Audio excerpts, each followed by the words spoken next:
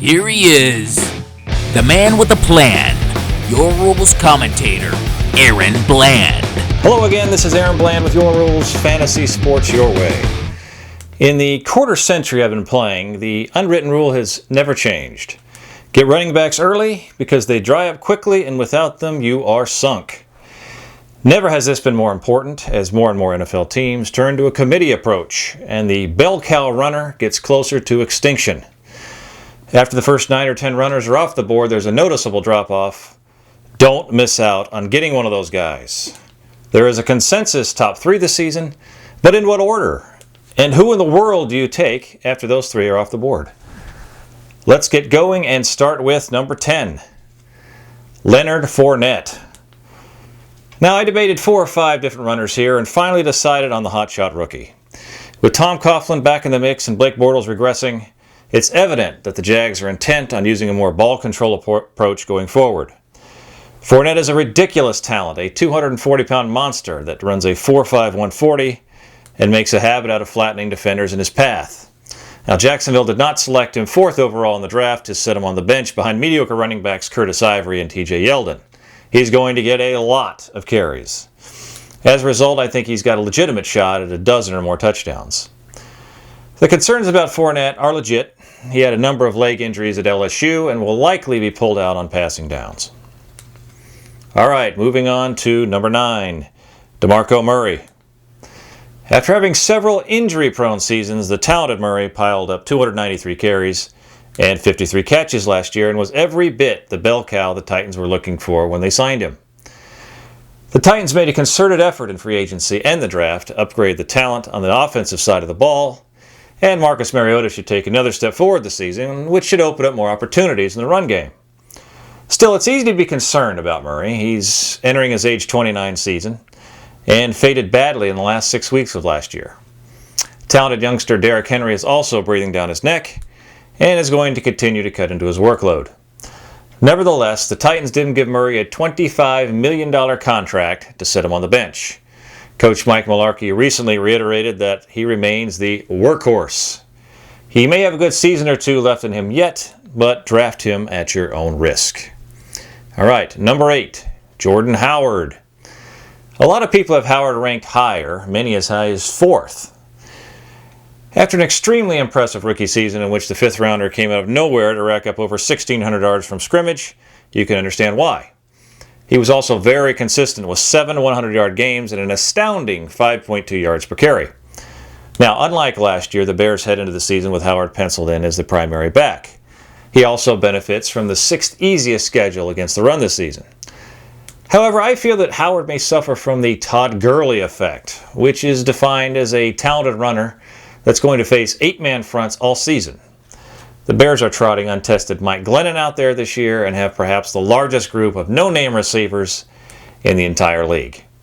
It's difficult to see how the rebuilding Bears are going to move the ball and will probably even throw rookie Mitch Trubisky to the Wolves out there at some point. It may be a good idea to let someone else overreach for Howard high in your draft. All right, moving on to number 7, Jay Ajayi.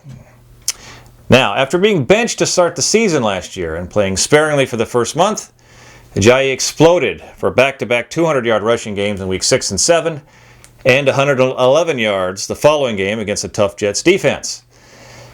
The lucky fantasy owners that had plucked him off the waiver wire or stashed him after taking him late in the draft were certain they had found that hidden jewel that would lead them to the promised land.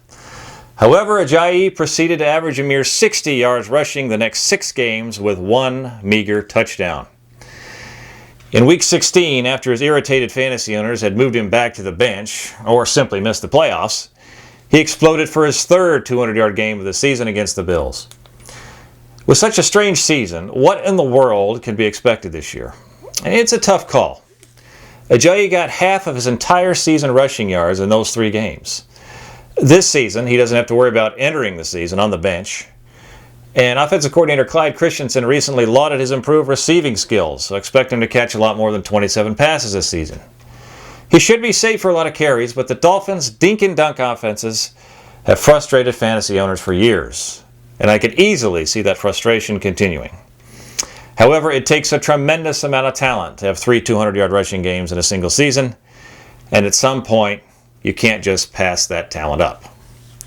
All right, moving on to number 6, Devonta Freeman. And despite being in a bit of a timeshare situation with Tevin Coleman, Freeman still rumbled for more than 1,500 yards for scrimmage and 13 touchdowns last year. The fact is, there's so many yards and touchdowns to go around in the wide-open Falcons offense. The talented players like Freeman can rack up pinball machine numbers even while sharing the ball. He's an excellent short yardage runner. He scored 11 touchdowns on the ground the last 2 seasons and even had 54 catches last year.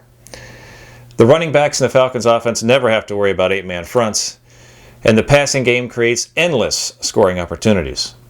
Now, Freeman's in the final year of his rookie contract, but a long-term deal is expected to be signed before training camp. If it isn't, make note of it, because Freeman could be especially motivated in a contract year. All right, number 5, LeSean McCoy.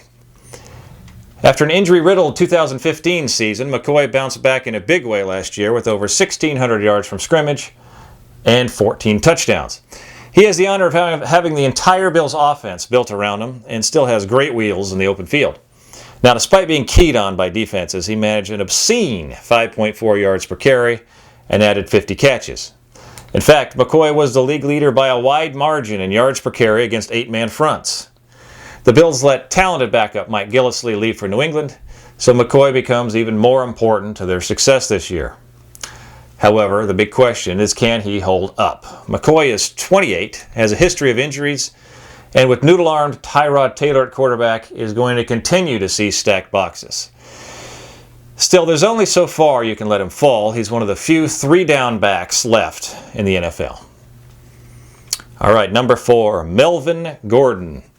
Now, despite having to play behind the worst offensive line in football last year and missing 3 games, Gordon still managed more than 1,400 yards from scrimmage and 12 touchdowns. He remains one of the NFL league leaders in yards after contact and is a short yardage monster. With the Chargers upgrading their woeful offensive line through free agency in the draft and adding another huge weapon in wide receiver Mike Williams, I could easily see Gordon scoring 15 or more touchdowns. Now, the new Chargers coach Anthony Lynn has stated he's determined to take Gordon to another level. The cherry on the sundae is that the Chargers have the NFL's easiest schedule against the run this season. So, do not hesitate to grab Gordon after the big 3 running backs are off the board. And speaking of those big 3, let's start with them. Number 3, Le'Veon Bell. Now, when Bell is healthy, he may be the best player in the entire league. He has a very unique running style in which he hesitates at the line of scrimmage and then darts forward through seemingly tiny gaps. And he's the only runner in the NFL with the talent to get away with it. The Steelers also have the weapons to keep defenses from stacking the line. And even if they tried it, Bell would simply line up a receiver and burn them through the air. Despite only playing in 12 games last season, he still managed an astounding 1,884 yards from scrimmage and 9 touchdowns. However, it's the perpetual problem of missing games that drops Bell to 3rd on this list. Over the past several seasons, Bell has missed games with 2 NFL suspensions and foot, groin, and knee injuries. In fact, Bell just had groin surgery in March, but is expected to be fully recovered for training camp. The fact is, he's too talented to pass on for long and should be a top 3 selection in every fantasy draft. When he's healthy, he's good enough to single-handedly win games for you. All right, moving on to number 2, Ezekiel Elliott. Elliott is in such a great situation that not only did I place him ahead of Le'Veon Bell, I even considered him at 1st overall. He managed to scamper for over 1,600 yards and 15 touchdowns despite being a defensive focal point with a rookie quarterback behind center. He is a workhorse that will probably lead the NFL in carries behind the best offensive line in the NFL. Now, Dak Prescott is bound to be better this year, which is only going to help his situation, and Dez Bryant is always roaming the field, drawing defenses away. It's almost as if Emmitt Smith has returned to Dallas. Now, while not the receiver that David Johnson or Le'Veon Bell are, Elliott posted a respectable 32 catches for 363 yards last season. And in fact, his yards per reception were actually higher than both of those other guys. I think you can expect more yards through the air this year. Now, simply put, he's one of the safest picks in the entire draft. And that moves us to number 1, no surprise, David Johnson. Now, I kept trying to come up with reasons why Johnson shouldn't be the first pick in fantasy drafts, and I just couldn't find any. He avoided a major knee injury in Week 17 last year and is fully recovered and ready to go. Now, as a matter of fact, both Coach Bruce Arians and Johnson himself are boasting about wanting 30 touches a game this season. Now, while that probably won't happen, it doesn't need to for him to still carry his owners to fantasy championships. Johnson was nothing short of spectacular last year, racking up over 1,200 yards and 16 touchdowns on the ground, and an additional 80 catches for nearly 900 yards and 4 touchdowns in the air on an unbelievable 120 targets. The entire offense is built around him, and the Cardinals still have enough talent on offense to keep defenses from completely focusing on him. He's one of the few backs in the league that never come off the field. He's an excellent short yardage runner and a spectacular receiver. In fact, he's got an outstanding chance of becoming the third running back in history to post a 1,000-yard rushing and receiving season. Do not hesitate to pull the trigger on him with the first overall pick in your draft. Now, if you'd like to get a little more in-depth breakdown, plus my rankings of many of the other backs, just head over to yourrules.com and check out my articles. I'd also like to remind everyone to like us on Facebook and follow us on Twitter. And by doing so, you won't miss out on any of the news, tips, and advice from all the Your Rules contributors. You can also email me anytime at aaron@yourrules.com with any questions, comments, or advice. Now, Your Rules will also be the exclusive fantasy provider at Tony Romo's National Fantasy Football Conference in Dallas in July. Head over to gonffc.com for more details. Now, with its patented in-game substitution feature, Your Rules is poised to take the fantasy football world by storm, and it all starts at the NFFC on July 14th. I hope to see you there. Bye for now.